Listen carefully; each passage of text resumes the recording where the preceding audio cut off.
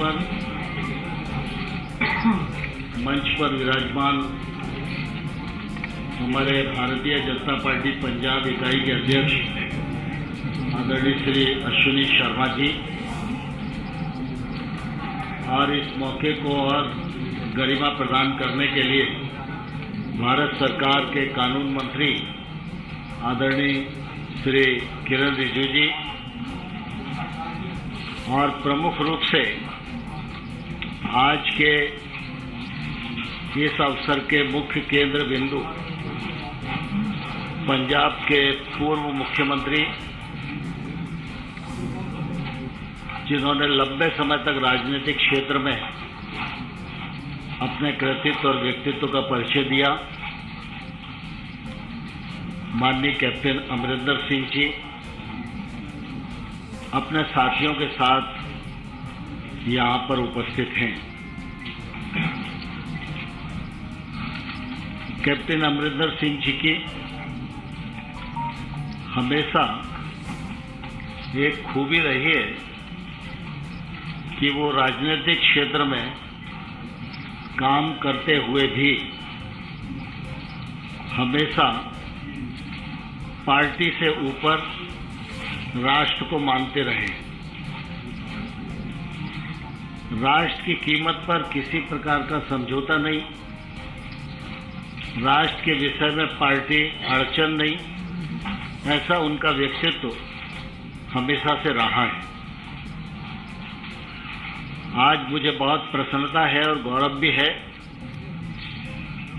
कि उनकी पार्टी पंजाब लोक कांग्रेस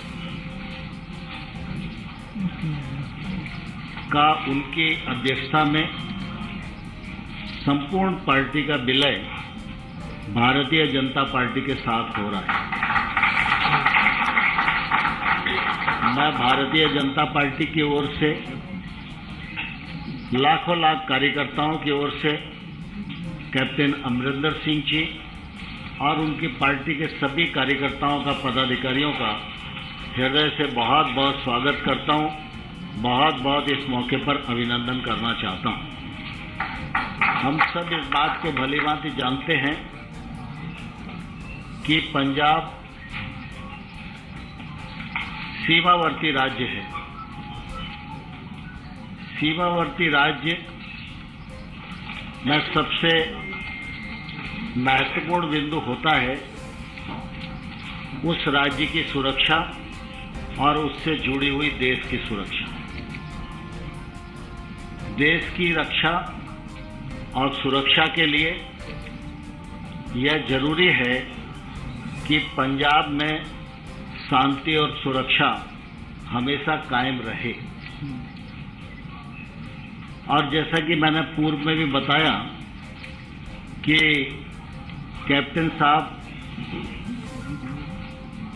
की जो सोच है वो पहले से भी भारतीय जनता पार्टी से मिलती जुलती रही है, क्योंकि देश में भारतीय जनता पार्टी एक ऐसा राजनीतिक दल है जिसमें हमेशा गर्व से यह कहा जाता रहा है कि सबसे पहले राष्ट्र और दूसरे नंबर पर पार्टी। इस सिद्धांत को कैप्टन अमरिंदर सिंह जी ने हमेशा अपने जीवन में अपनाया और इसी का परिणाम है कि आज हम सब लोग साथ साथ बैठे। कई बार ऐसे अवसर आए जब बीएसएफ के दायरे को बढ़ाने की बात थी तो राजनीतिक दृष्टि से कई लोग अपनी टिप्पणियां कर रहे थे, लेकिन कैप्टन साहब ने बेबागी से उस कदम का समर्थन किया। कैप्टन अमरिंदर सिंह जी का भारतीय जनता पार्टी में आना, इसके मायने है कि वो पंजाब में शांति और सुरक्षा के पक्षधर हैं। उनके आने से भारतीय जनता पार्टी की ताकत बढ़ेगी। उनके कार्यकर्ता और भारतीय जनता पार्टी के कार्यकर्ता मिलकर भारतीय जनता पार्टी की ताकत बनेंगे तो निश्चित रूप से यह पंजाब की समृद्धि और विकास के लिए एक ऐतिहासिक कदम होगा।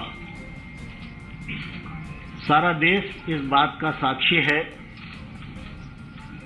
कि भारतीय जनता पार्टी दुनिया की सबसे बड़ी पार्टी है सदस्य संख्या की दृष्टि से, और हमारे नेता प्रधानमंत्री नरेंद्र मोदी जी हमेशा सीमावर्ती राज्य की सुरक्षा और विशेष रूप से पंजाब सिख समाज इसके मान और सम्मान के लिए एक भाव से हमेशा समर्पित रहे। आप सबको ध्यान है कि प्रधानमंत्री जी ने सिख समाज के बंधुओं को ब्लैक लिस्ट से बाहर निकालने का काम किया, करतारपुर कॉरिडोर का मार्ग प्रशस्त किया और गुरु जी के बच्चों के याद में वीर बाल दिवस जैसे त्योहार को रूप में मनाए, ऐसा देश को संदेश दिया। इससे इस बात का परिचय मिलता है कि पंजाब के लोग और हमारे सिख समाज के लोग ये सब देश संस्कृति को बचाने के लिए हमेशा आगे रहे और इसलिए इनके मान सम्मान में किसी प्रकार की कमी नहीं आने दी जाए, इसकी प्रबल पक्षधर भारतीय जनता पार्टी रही है। आज हम सबके लिए बहुत ही प्रसन्नता का क्षण है जब कैप्टन अमरिंदर सिंह जी, जो एक लंबे कालखंड तक कांग्रेस पार्टी का प्रतिनिधित्व करते रहे, लेकिन उसके बावजूद भी वो देश को पार्टी से ऊपर समझते रहे, आज उनकी पार्टी का विलय भारतीय जनता पार्टी में हो रहा है। यह भारतीय जनता पार्टी का ताकत बढ़ाएगा और आने वाले कल में पंजाब में शांति, सुरक्षा और विकास स्थापित हो सके, इसके लिए हम लोग मिलकर काम करेंगे। मैं इस मौके पर कैप्टन अमरिंदर सिंह जी का और उनकी पूरी टीम का हृदय से पुनः बहुत बहुत स्वागत करता हूं, बहुत अभिनंदन करता हूं और अपने मित्र किरण रिजिजू जी को आग्रह करता हूं कि वो अपने विचार इस अवसर पर व्यक्त करें। Thank you very much. Tomar ji has very elaborately explained about today's very important event. I just want to add few things.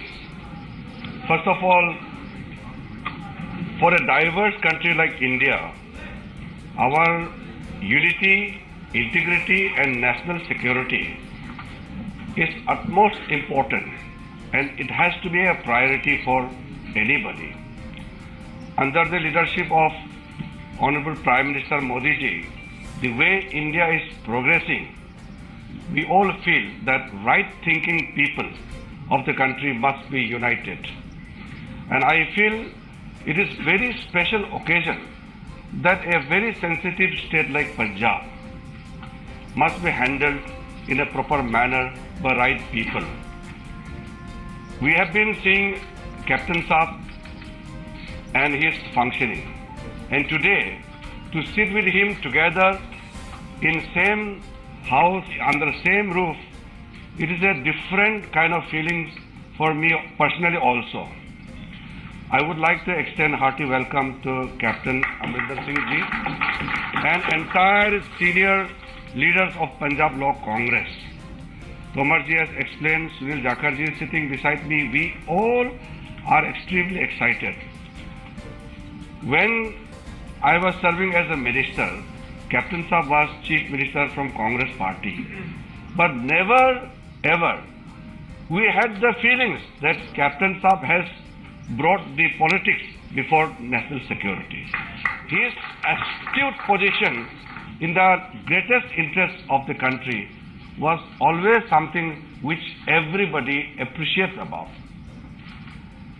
मैंने जैसे कहा, हमारा देश इतना बड़ा और इतना विभिन्न प्रकार के हमारे परिस्थिति है, ऐसा में कैप्टन साहब और उसके जो टीम है भारतीय जनता पार्टी में शामिल होना, मैं मानता हूं कि भारत का राजनीतिक इतिहास में ये एक बहुत बड़ी कड़ी है और ये बहुत बड़ी दिशा देने वाली आज एक यहाँ समारोह किया जा रहा है। और मैं जब पंजाब जाते थे तब बाकी लोग भी कहते थे कि आप राजनीतिक दृष्टि से क्वेश्चन कर सकते हैं किसी को, लेकिन कैप्टन साहब को भारत, हमारा देश का सबसे जो हमारा प्राथमिकता है, इसके बारे में जब सोचेंगे तो कैप्टन साहब और बीजेपी में कोई अंतर नहीं है। उनके लिए भी उतने ही हमारा देश मजबूती से रखने का उनका इरादा रखता है जितना हम सब सोचते हैं।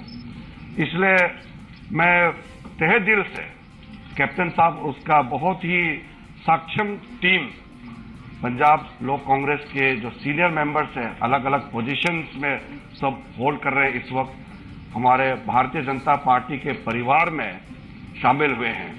आज हम साउथ इंडिया से लेकर के नॉर्थ इंडिया, वेस्ट इंडिया और पंजाब तो एक्सट्रीम नॉर्थ वेस्ट में पड़ता है, और पूरा हमारे पूरे north east Bharatiya Janata party का झंडा सब जगह लहरा रहे हैं।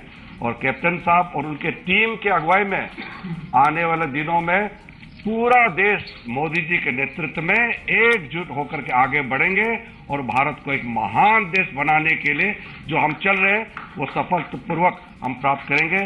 पुनः फिर से कैप्टन साहब और आपके पूरे टीम को भारतीय जनता पार्टी में विलय होने पर बहुत बहुत शुभकामनाएं और आपका स्वागत करना चाहता हूं। धन्यवाद। धन्यवाद किरण रिजिजू जी। अभी बहुत सारे ऐसे पंजाब लोक कांग्रेस के वरिष्ठ कार्यकर्ता और वरिष्ठ नेता भी यहाँ पर हैं। मेरा आदरणीय तोमर जी और किरण रिजिजू से आग्रह है कि अगर मंच के थोड़ा आगे आ जाएंगे तो उन लोगों को एक एक पार्टी का पटका बना के उनको भी विधिवत पार्टी में शामिल करने का कार्यक्रम है। श्री हरजिंदर सिंह जी जो पूर्व विधायक हैं, उनसे मेरा आग्रह है कि वो मंच पर आएं। आप दो लोग आए।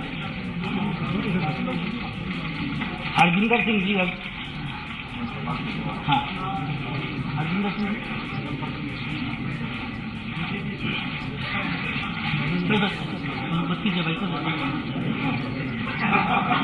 श्री प्रेम मित्तल जी जो पूर्व विधायक है, उनसे भी मेरा आग्रह है कि वह भी मंच पर आए। प्रेम मित्तल जी। श्री निर्वाण सिंह जी से मेरा आग्रह है कि वह भी मंच पर आए।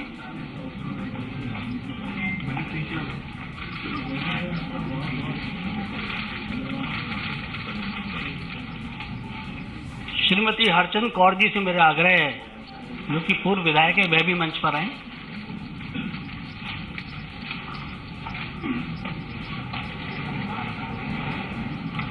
श्री सानुवर इकबाल जी से भी मेरा आग्रह है, श्रीमती सानुवर इकबाल जी की वह भी मंच पर आए।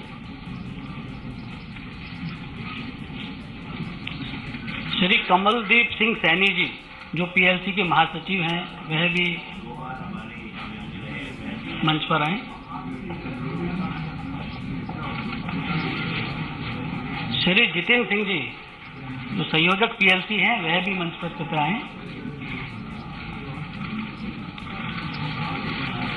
श्रीमती रचना सिंह जी से मेरा आग्रह है कि वह भी मंच पर आए।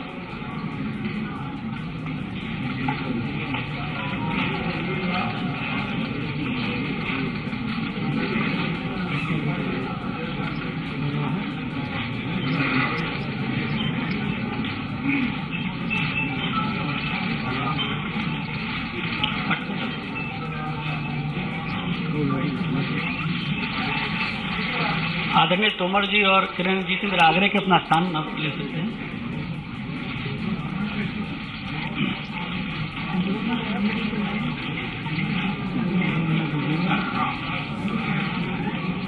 मेरा आदरणीय कैप्टन अमरिंदर सिंह जी से आग्रह है कि जो मीडिया के साथी हैं उन सबको संबोधित करेंगे, उसके बाद कर लेंगे।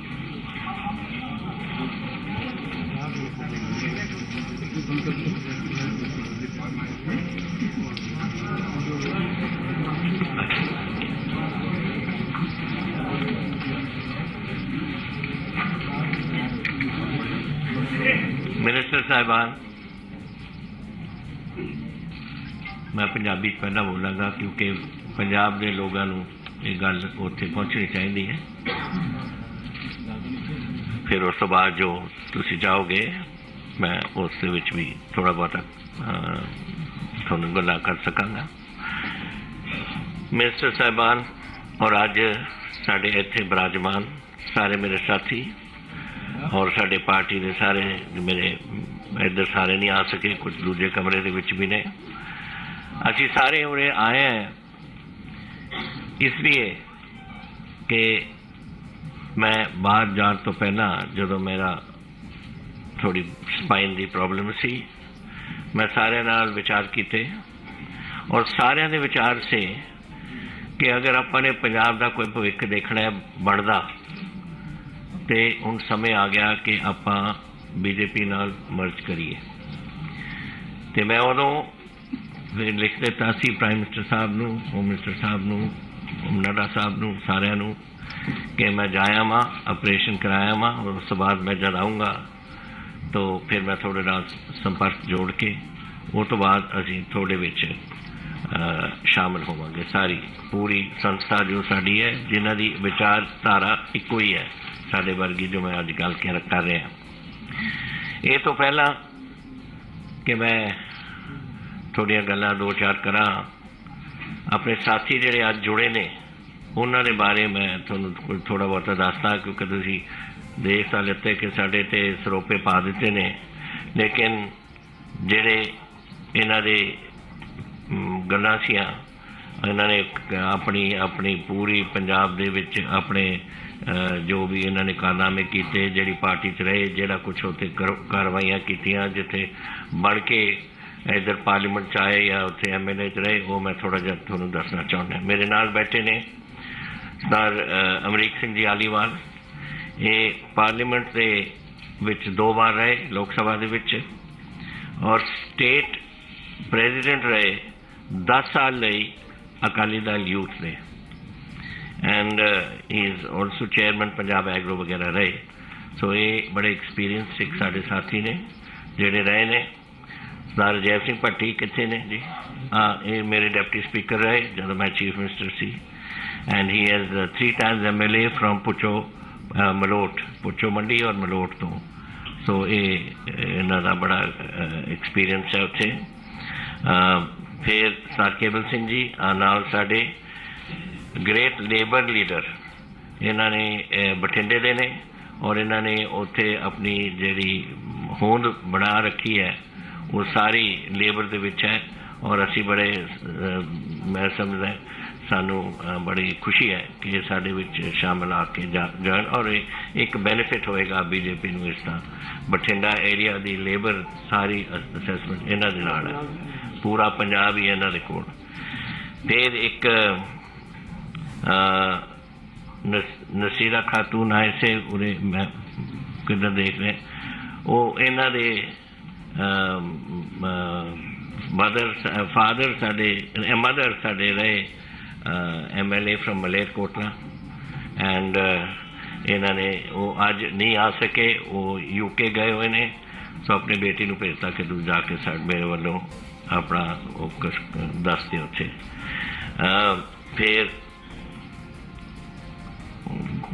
श्रीमती बलबीर राणा सोनी हैगे या उरे नहीं हैगे शी बाहर चले गए। वो साडे पंजाब कांग्रेस से all India Punjab they all India महिला विंग दे प्रेजिडेंट से। तो she is here, I hope जदों ज़्यादा रश होंदा ना फिर वो कोई रोके जाते ने। साडे श्रीमती हरचंद कौर जी कितने ने? आ बैठो देखो, ये साडे शी हैज़ रिमेन 2 terms अपनी महल कलां जो संगरूर दे विच है हल्का, वो तो 2 बार MLA उत्थे बन के रहे। हरजिंदर ठेकेदार जी अमृतसर दे ने, कितने ने हरजिंदर? हाँ बैठे ने। ये साडे ही इज़ बीन साडे अमृतसर साउथ तो दरबार साहब के नाल जिहड़ा इलाका लगता है उत्थों दे MLA ने। एंड प्रेम मित्तल जी भी उरे से, अच्छा वो बैठे। ये साडे मानसा तो MLA रहे, ਸੋ ਹੀ ਰਾਮ ਸਾਹਿਬ ਨੂੰ ਮਾਲਵੇ ਦੇ ਗੜ੍ਹ ਦੇ ਵਿੱਚੋਂ ਇਹਨੇ ਚੰਦ ਕੌਰ ਜੀ ਵੀ ਪ੍ਰੇਮ ਮਿੱਤਲ ਜੀ ਵੀ ਸਾਰੇ ਮਾਲਵਾ ਜਿਹੜਾ ਪੰਜਾਬ ਦਾ ਇੱਕ ਗੜ੍ਹ ਸਮਝ ਲਓ ਮੈਂ ਮਾਲਵਾ ਮਲਵਾਈ ਹਾਂ ਤਾਂ ਮੈਨੂੰ ਤਾਂ ਇਹ ਚੰਗਾ ਲੱਗਦਾ ਇਹਨਾਂ ਨੂੰ ਵੀ ਚੰਗਾ ਲੱਗਦਾ ਇਹ ਸਾਰੇ ਮਾਲਵੇ ਦੇ ਬੈਠੇ ਅਸੀਂ ਉਰੇ so this is I think a positive thing ਫਿਰ ਵੀ ਹੈਵ ਸਾਡੇ ਫਿਰ ਪਾਰਟੀ ਦੇ ਸਾਡੇ ਮੈਂਬਰ ਸਾਹਿਬਾਨ ਸਾਰੇ ਨੇ ਕੁਛ ਅਹੁਦੇ ਦਾ ਉਹਨਾਂ ਨੇ ਸਾਂਭੇ ਹੋਏ ਨੇ ਪਰ ਸਾਰੇ ਚਾਹੇ ਉਹਨਾਂ ਦੀ ਕੋਈ ਵੀ ਬੈਕਗਰਾਊਂਡ ਰਹੀ ਕੋਈ ਵੀ ਉਹ ਕਰਦੇ ਰਹੇ ਆਪਣੀ ਪਾਰਟੀ ਵਾਸਤੇ ਕੰਟਰੀਬਿਊਸ਼ਨ ਕੀਤੀ ਹੈ ਔਰ ਸਾਰਿਆਂ ਨੇ ਆਪਣੇ ਦਿਲ ਖੋਲ ਕੇ ਅੱਜ ਬੀਜੇਪੀ ਦੇ ਵਿੱਚ ਸ਼ਾਮਲ ਹੋਣ ਦਾ ਫੈਸਲਾ ਕੀਤਾ so this is a bit of what our background is and the people who are now willing to join us and have joined us today. We are grateful to the Prime Minister, to the Home Minister, to the party president, to all our senior colleagues here. Now they are colleagues of mine and senior ministers here who have taken this time to be with us today. After this, I think we are all going to have a photograph with the Home Minister and the party president. But in the meantime, let me tell you a few things. Riju Saab, Tomar Saab have mentioned a few things. We are a border state, and I have been in politics now for 52 years, from Punjab politics. And a border state, I have seen over the period of time as relationships with Pakistan deteriorated. The attitude of Pakistan and the animosity which they put forward, we have noticed that and have noted it with growing dismay. Because we have had 3 wars. We had in 47, the state was destroyed. Then we had in 65, Punjab was the front line. 71, though it was a Bangladesh war, Punjab was again the front line. So we have suffered all the time. And since then, this animosity has grown. I have been bringing to the notice of the Home Minister and the Prime Minister about this new development which has taken place over the last 4-5 years, which was the drone aspect. Drones are coming in. First they used to come in up to about 7 kilometers. Now it is drones. When I left the government last year, it was going to about 42-43 kilometers. Bigger drones, larger capacity to carry. They bring weapons, they bring narcotics, they bring cash, counterfeit currency. All is landing here. Object is to create complete chaos in the border state whenever they think it necessary. So we have one side Pakistan, and then China is not too far from us. When I was first joined my regiment in the army, I was on the Chinese border, and it was just 7 to 8 minutes flying time from Chandigarh. We were on the Korik Pass and the Shipki Pass. Our brigade was controlling those two, looking after those areas. And we used to get flown in our requirements, our food, our currency, our newspapers. In those days there were no radios even. So we had nothing to get except newspapers which used to be airdropped to us. So that airdrop took place from Chandigarh and it came to the border, and it was about 7 to 8 minute flight by an AN-12 or something like that. So my point of saying this is that we are hemmed in by 2 borders, 2 hostile nations, one China, one Pakistan. And we are the ones who are going to suffer. And it is our duty to protect our country and to protect our own state. And if we don't do it, then we are not doing our responsibilities. We are not doing this. Unfortunately, China is way ahead of us in weaponry. And we have it is our fault. It is the fault of the Congress party. Let me tell you quite clearly, I am not doing it because I am no longer in the Congress, but I am doing it because I don't think in the 4 terms that Mr. Antony was there, even one type of weapon was ever purchased for the army or the Air Force or the Navy. Now you see to you got in the Navy, so many ships are coming, whether they are corvettes, whether they are destroyers, whether they are fleet air armed ships for the jets at sea, or the armored corps. I mean, all these things. I don't want to go into details because it's too much of it. But the fact is that weaponry is coming, and that is something which is necessary for us if we are to secure our nation. And this is what has made many of us think that now is the time that we should think of what we do for the country and for ourselves. And if you want to do that, we have seen the Congress for so many years, and now it is time to go to a party that is looking after the interests of the country, and that is the BJP. And I am today grateful to the Prime Minister, who I met a few days ago, and the Home Minister, who I met a few days ago and met him a few minutes ago also, and the party President, Nadda Sahab, and all senior colleagues here who are sitting, the ministers, who have found the time and the ability and the interest in seeing us join as a party. Now we are localized, we are a Punjab Lok Congress, but that doesn't mean that we are just stuck there. We have grown across the borders. We have got people today who are there in Himachal Pradesh. We have, I hope we will be able to produce some help assistance in Haryana. And I must actually mention, I'm sorry I didn't mention a very dear colleague of mine, Sunil Jakharji, who is, we have worked together for so many years now, and only regret is when he went, he should have taken me along with him. He went to he took me early.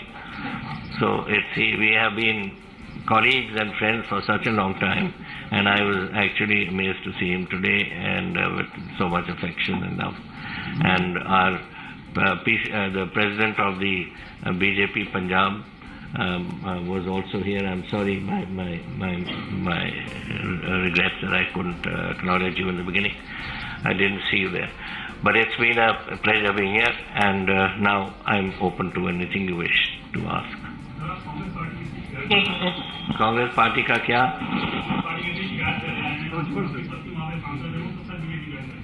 कौन join करेंगे? क्या कह रहे?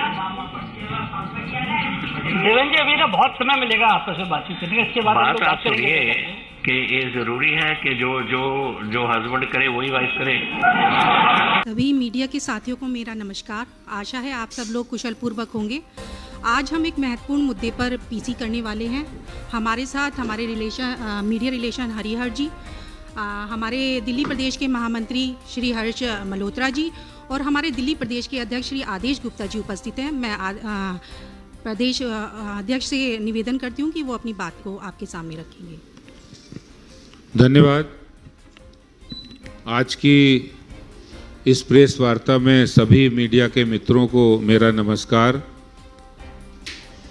Press वार्ता में उपस्थित प्रदेश के महामंत्री श्री हर्ष मल्होत्रा जी, हरिहर रघुवंशी जी और श्रीमती सारिका जैन जी, सभी मेरे मीडिया के मित्रों, दिल्ली में जिस तरह से आम आदमी पार्टी सरकार के द्वारा भ्रष्टाचार के नित नए खुलासे हो रहे हैं और उससे आम आदमी पार्टी के चेहरा बेनकाब हो रहा है कि सत्ता पाने से पहले वो कुछ और थे, सत्ता पाने के बाद उनके चाल चरित्र चेहरा बदल गया है और एक ही मानसिकता है कि कैसे भी सत्ता में आओ और लूटपाट करो, कब्जे करो, गुंडागर्दी करो। इसका एक नया उदाहरण दिल्ली के मालवीय नगर इलाके के अंदर मिला है। जो जगह सरकार की है, डीडीए की है, उस पर लैंड जिहादियों के द्वारा जो आम आदमी पार्टी के वहां के विधायक सोमनाथ भारती, जो अरविंद केजरीवाल जी के बड़े करीबी हैं, उनके पुराने छात्र जीवन के सखा भी रहे हैं। उनकी सोमनाथ भारती के संरक्षण में लैंड जिहादियों के द्वारा पहले पुराने कब्रिस्तान की जगह, जो दिल्ली वक्फ बोर्ड की जगह है, उस जगह को कब्जा किया गया। वहाँ पर बड़ी बड़ी बिल्डिंगें बनाई गई। उस बिल्डिंग माफिया को चलाने वाले दो शख्स, लियाकत अली और मकसुद्दीन, ये दो शख्स जो वहाँ के विधायक सोमनाथ भारती के nearest and dearest left and right हैं, जो आम आदमी पार्टी के विधायक केजरीवाल के नज़दीकी, सोमनाथ भारती के नज़दीकी है।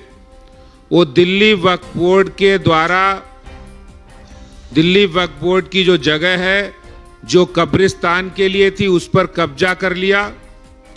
और फिर उसके बाद यही लोग लैंड जिहाद के नाम पर आम आदमी पार्टी की संरक्षण में डियर पार्क, जो डीडीए का है, उस पर कब्रिस्तान बनाने की कोशिश कर रहे हैं।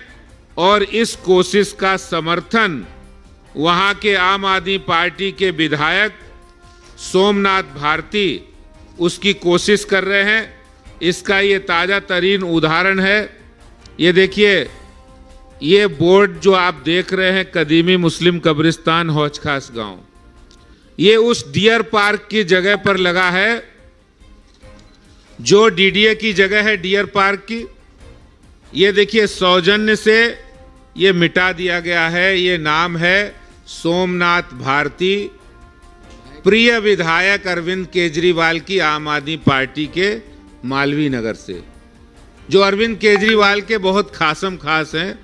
इनका काम है लैंड जिहादियों के द्वारा डीडीए की जगह, सरकारी जगह, हरा भरा स्थान, लोगों के खेलने कूदने की, वहां पर सैर करने की जगह पर कब्रिस्तान बनाने की साजिश लैंड जिहादियों के द्वारा, आम आदमी पार्टी के द्वारा, उनके विधायक के द्वारा की जा रही है।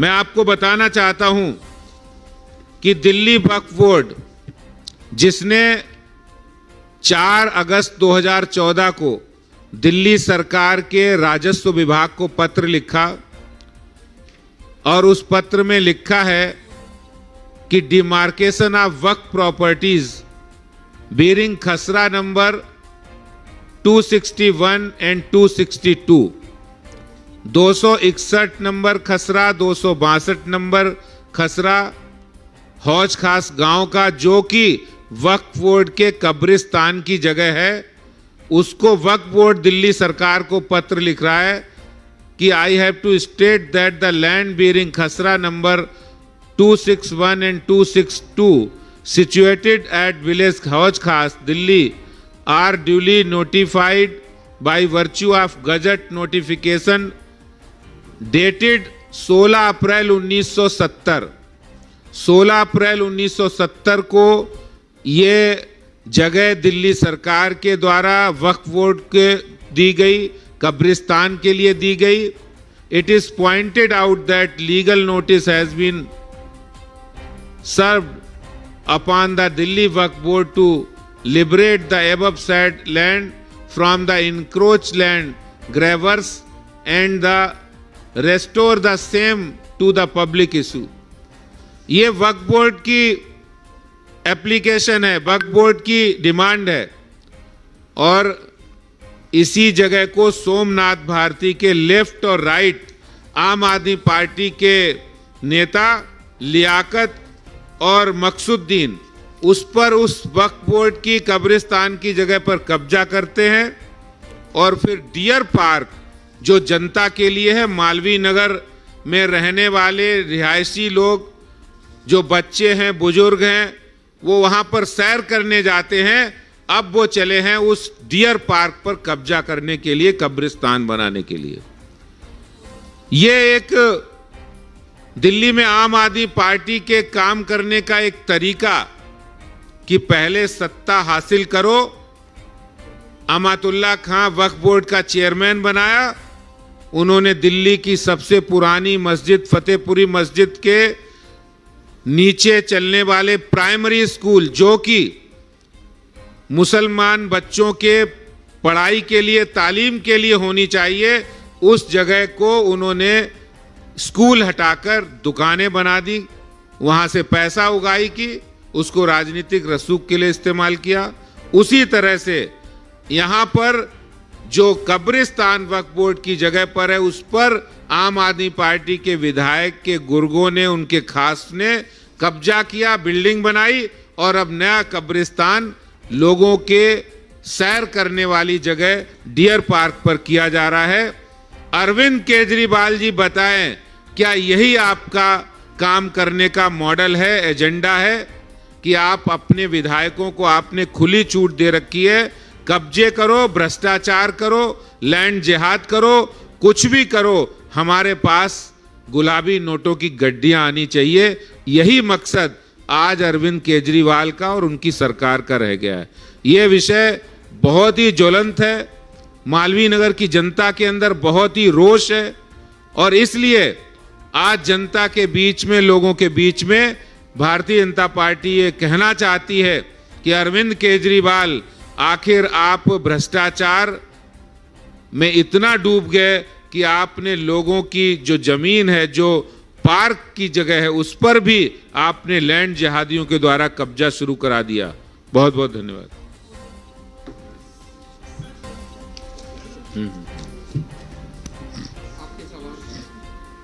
सवाल।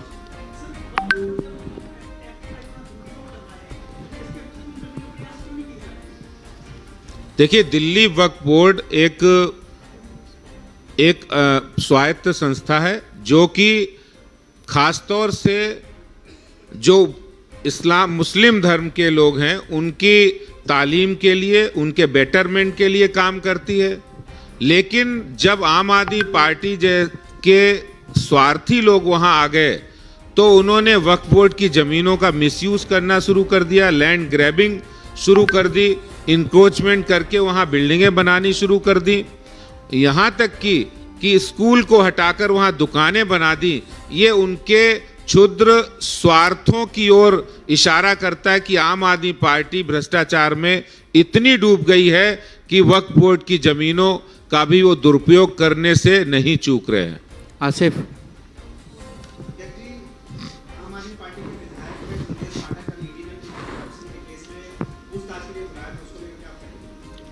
देखिए, आज जिस तरह से हमने एक खुलासा किया और वो खुलासा है ग्रेटर कैलाश के विधायक सौरभ भारद्वाज के बहुत ही करीबी केएस लांबा, जो सीआर पार्क से उनकी निगम का चुनाव भी लड़े हैं।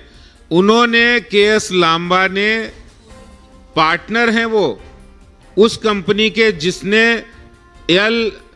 जो L1 है, जिस जोन के zone number 19 and zone number 29, उसके पार्टनर हैं। ऐसे करीबी केएस लांबा जो सौरभ भारद्वाज और अरविंद केजरीवाल के करीबी हैं और आम आदमी पार्टी के ग्रेटर कैलाश विधानसभा के अध्यक्ष हैं, उसी तरह से इस शराब की पॉलिसी लाने में और फिर उसका फायदा उठाने के लिए सभी आम आदमी पार्टी के नेताओं को पार्टनर बनाया गया। दुर्गेश पाठक भी उनमें से एक हैं। दुर्गेश पाठक को भी वो सारे, जिस तरह से जांच की सुई उनके ऊपर जा रही है और जिस तरह से जो बातें बाहर आ रही हैं कि शराब की नई पॉलिसी बनाने में, शराब के ठेकेदारों के साथ लेन देन में दुर्गेश पाठक का भी हाथ है, तो उससे कोई अछूता नहीं है। कहते हैं कि केजरीवाल जी कहते थे पहले गाड़ी नहीं, बंगला नहीं, सुरक्षा नहीं, कुछ नहीं लेंगे। अब क्या होता है, घर से निकलते ही पहले वो कौन सी गाड़ी है, ग्लोस्टर, घर से निकलते ग्लोस्टर गाड़ी से और उड़ते हैं चार्टर्ड प्लेन से और गुजरात जाके ऑटो में बैठ जाते हैं। अब ये जो पैसा चार्टर्ड प्लेन से, ग्लोस्टर गाड़ी पे, ये पैसा कहां से आया? ये पैसा शराब नीति से आया है। चार्टर्ड प्लेन से चलने का पैसा अरविंद केजरीवाल के पास, ग्लोस्टर गाड़ी से चलने का पैसा और वहां खर्च करने का पैसा कहां से आ रहा है? ये सारा शराब नीति से आ रहा है। अब शराब नीति बनाई तो पैसा मिले कैसे, इसलिए उन्होंने अपने विधायक, अपने कार्यकर्ताओं कोई पार्टनर बनाए। उनमें दुर्गेश पाठक भी हैं, सौरभ भी हैं, सारे लोग उसमें शामिल हैं। पूरी आम आदमी पार्टी उसमें शामिल है और वो हिस्सा पत्ती करके गुलाबी नोटों की गड्डियां अरविंद केजरीवाल तक पहुंचा रहे थे। धन्यवाद।